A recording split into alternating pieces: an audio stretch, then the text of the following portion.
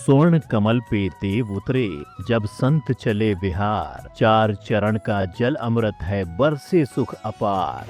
मुंबई नगरी धन्य हुई जब पुण्य प्रभाव समाए।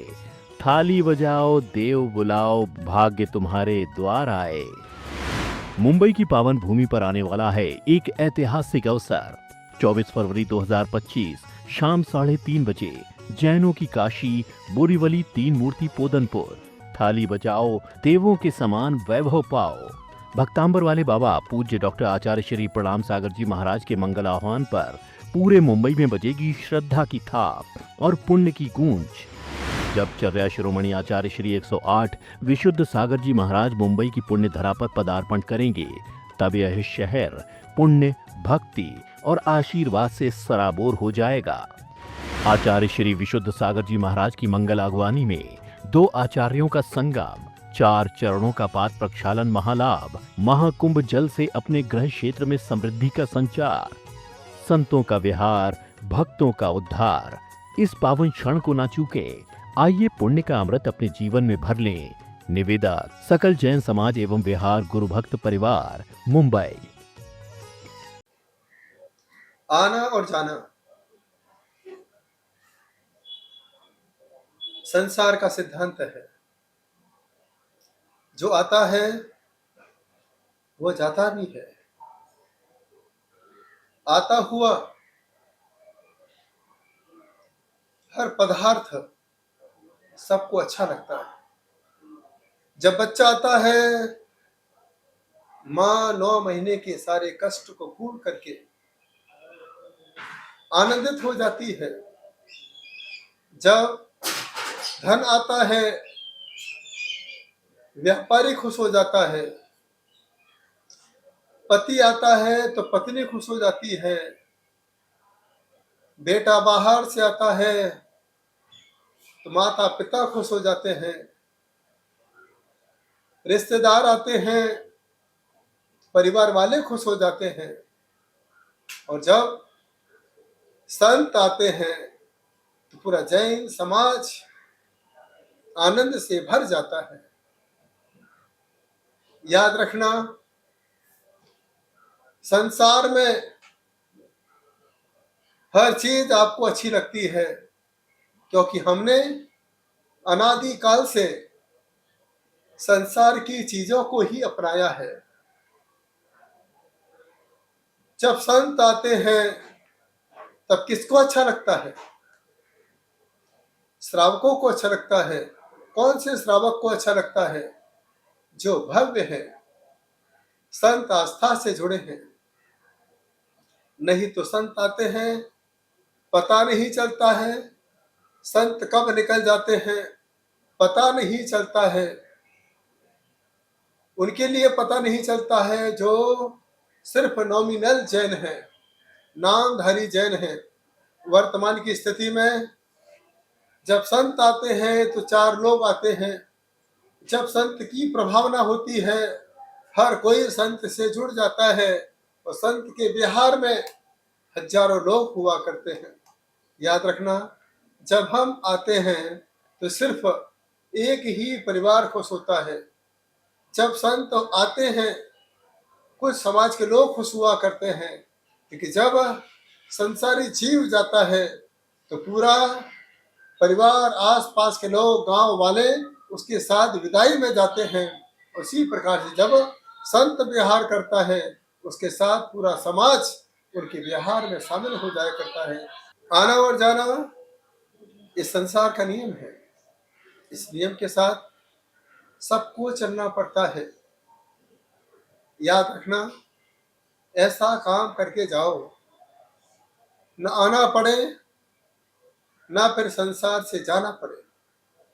मृत्यु अटल सत्य है, यह तो आना ही है। जो पदार्थ हमने खरीदा है अटल सत्य है, इसे मिटना ही है। मिट्टी की काया मिट्टी में एक दिन समाएगी। ना सोना काम आएगा, ना चांदी आएगी। इस संसार में कुछ भी काम आने वाला नहीं है। कोई साथ देने वाला नहीं है। यदि कोई साथ देगा, अंदर की आत्मा तुम्हारा साथ देगी। एकमात्र आपके अंदर की आत्मा आपके साथ जुड़ी है। बाकी संसार के लोग पैदा होते हैं तब जुड़ते हैं, संसार से विदा होते हैं तब जुड़ते हैं। उसके बीच की स्थिति कोई नहीं जानता है कि व्यक्ति कैसे जी रहा है, कैसे व्यापार कर रहा है, कैसे परिवार चला रहा है, एक एक दिन वह कैसे निकाल रहा है, किसी को कोई लेना देना नहीं है। लेकिन आत्मा हर पल तुम्हारे साथ रहती है, आपके अंदर की ऊर्जा से अटैच है। इसी आत्मा से आपके अंदर एक नई शक्ति, एक नई ऊर्जा पैदा होती है। आज मैं आपसे यही कहना चाहता हूँ कि संसार के प्रति इतने आसक्त मत होइए। यह संसार स्वार्थ का संसार है। आप हर पल हर समय पढ़ते हैं, आप अकेला अवतरे मरे अकेला हो, या कभो इस जीव का साथी सगान को। इस संसार में हम अकेले आए हैं और अकेले ही जाएंगे। कोई साथ जाने वाला नहीं है, ना कोई साथ देने वाला है। कोई साथ देगा उसका नाम होता है धर्म। धर्म स्वभाव का नाम। न धर्मो धार्मिकेर बिना। जल को आप कितना भी गंदा कर दो, आपके निगाह में तो अशुद्ध हो जाता है, लेकिन जब 24 घंटे के बाद देखते हैं यही अशुद्ध जल आपको शुद्ध दिखाई देता है।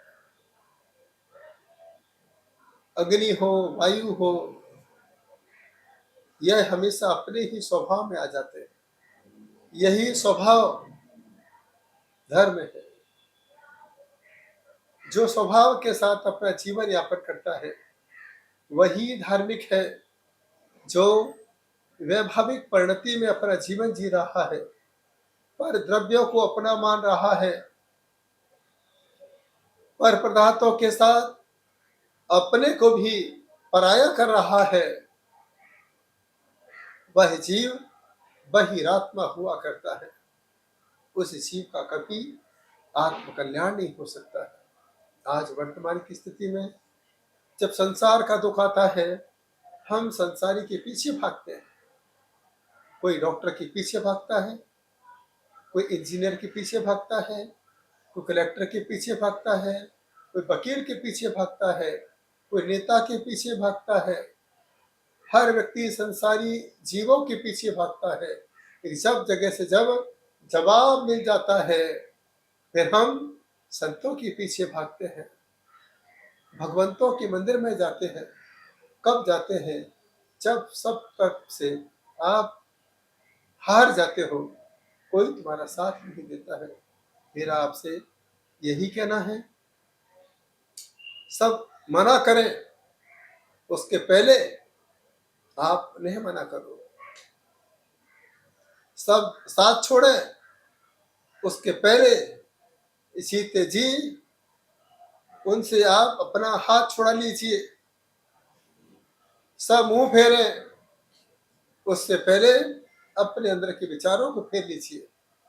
तब जाकर के आप अपने जीवन में अपनी आत्मा का कल्याण कर सकते हो। आज मैं कई लोगों को देखता हूँ, सुनता हूँ, पत्रिका भी देखता हूँ, ज्योतिष से सबको जोड़ता हूँ। लोगों को फायदा भी होता है। क्यों? धर्म के प्रति उनकी आस्था है, भक्तामय के प्रति गहरी साधना है, उनको फायदा भी होता है। क्यों? मैं आपको धर्म से जोड़ना चाहता हूँ किसी भी तरीके से, चाहे ज्योतिष हो, चाहे वास्तु हो, चाहे प्रवचन हो, चाहे स्वाध्याय हो, हर पद्धति से आपको जोड़ने का प्रयास करता हूँ। किसी भी तरीके से, किसी भी भाव से आप धर्म से जुड़े रहें, परमात्मा की भक्ति से जुड़े रहें। इसलिए पंचम काल में संत आपके संपर्क में आते हैं, आपको आशीर्वाद देते हैं, आपके पास आके वो विधि पूर्वक आहार ग्रहण करते हैं, कैसे भी करके पंचमकार के भक्तों में संस्कारों का बीजारोपण होना चाहिए। जब प्यास लगती है तो पानी की याद आती है। जब संत आपके पास होते हैं तब जाकर के भव्य जीवों के अंदर माता जिनवाणी की याद आती है। यह पल आपको मिला है, मैं चाहता हूँ इसे बेकार नहीं जाने दें। इसके साथ आप जुड़े, तब जाकर के आप अपने जीवन में अपनी आत्मा का कल्याण कर सकते हो। नहीं तो जैसे आप आए थे वैसे ही संसार से आपको विदा होना पड़ेगा। इस प्रकार का यह चक्र 84 लाख दुनिया तक सतत चलता रहेगा। यह पंच परावर्तन का यह क्रम आपसे कभी छूट नहीं पाएगा। इससे छुटकारा पाने का एक ही माध्यम है जिसका नाम है धर्म और अध्यात्म। इसके साथ जुड़े, यही मेरी बात। आज हम नारी को ना जाने क्या क्या नहीं मानते हैं, किस दृष्टि से हम नारी को देखते हैं। लेकिन याद रखना, एक नारी ही है जो हर रूप में आपके साथ जुड़ी है। जब सुबह उठती है यह नारी, घर के लिए सेविका बन जाती है। जब यह नारी बच्चों को पढ़ाती है, माँ सरस्वती बन जाती है। जब यह नारी भोजन बनाती है, अन्नपूर्णा देवी बन जाती है। जब यह नारी पैसे को इकट्ठा करती है, बचा बचा के रखती है, यही नारी महालक्ष्मी बन जाया करती है। जब यह नारी मंदिर में जाकर के पूजन पाठ करती है, यही नारी मैना सुंदरी बन जाया करती है। जब यह नारी उपवास किया करती है, धर्म ध्यान किया करती है, उसी समय यह नारी माँ जिनवाणी बन जाया करती है। जब यह नारी मंदिर में जाकर के पाठ करती है, पार्श्वनाथ भगवान की पूजन करती है, विधान करती है, यही नारी माँ पद्मावती बन जाया करती है। अरे वाह, ये नारी एक होकर के इतने रूप तेरे पास हुआ करते हैं, फिर भी आज कोई इंसान इस नारी की कीमत को समझ नहीं पाता है। यह जीवन का सबसे बड़ा कड़वा सत्य है। ये भारत देश ही कैसा देश है जिस देश का नाम भारत माता के नाम से पुकारा जाता है, क्योंकि माता के अंदर ही सभी प्रकार की दिव्य शक्ति हुआ करती है, सभी प्रकार का अन्न हुआ करता है, खनिज पदार्थ हुआ करता है, जो संसार को जीवन दान देता है।